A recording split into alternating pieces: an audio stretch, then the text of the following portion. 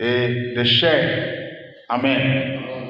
Et si Adam n'avait pas péché, il n'y aurait pas de besoin de naître de nouveau. C'est que nous allions commencer à naître dès que vous êtes né dans ce monde. Directement, vous êtes aussi né dans les surnaturels. Amen. Il y a eu besoin de naître de nouveau, c'est parce qu'il y a eu le péché. Et c'est le péché qui a fait que quand nous naissons dans ce monde, nous naissons comme des morts-nés spirituellement. Amen.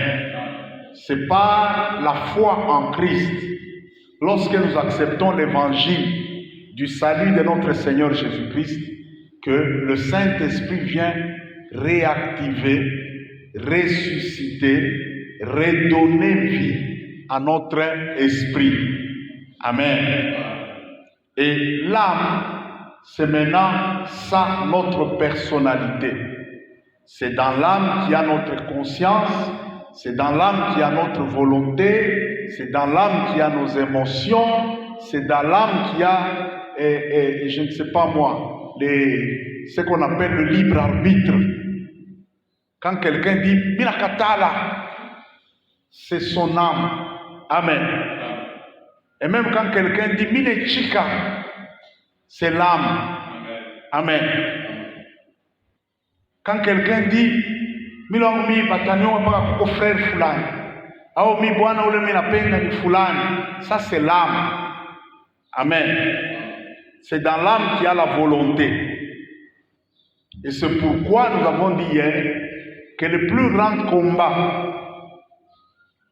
dans le monde spirituel, il y a deux royaumes qui se battent ici sur terre. Il y a le royaume de Dieu, avec Dieu lui-même et le Seigneur Jésus-Christ à la tête. Il y a aussi le royaume de Satan, avec Lucifer à la tête. Tous ces deux royaumes-là, non seulement qu'ils cherchent le contrôle de cette planète Terre, mais plus précisément, contrôler la Terre-là, ils cherchent beaucoup plus à contrôler l'homme. Et dans l'homme-là, plus précisément, la partie la plus, je ne sais pas moi, enviée, la plus recherchée, et par Dieu, et par Satan, c'est l'âme. Amen. Dieu cherche à ce que nos âmes soient à lui.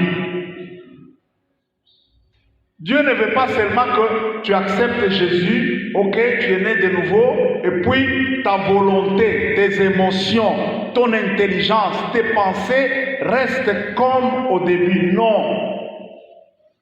Après la conversion et la nouvelle naissance, Dieu veut que ton âme se place volontairement sous le contrôle de Dieu et le contrôle de sa parole et le contrôle de son esprit. Amen. L'un des signes qui montre que quelqu'un est vraiment libéré, son âme n'est plus dans la prison de Satan. L'un des grands signes, la plupart des personnes libérées dans leurs âmes, vous allez voir que le siège de la décision, le siège de la volonté, ce n'est plus lui. Oui. Donc le siège de la décision quitte l'âme et rentre à l'esprit.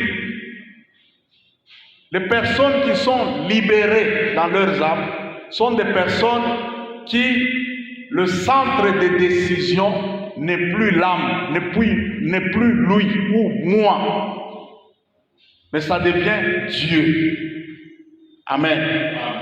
Quand Dieu dit, reste ici, son âme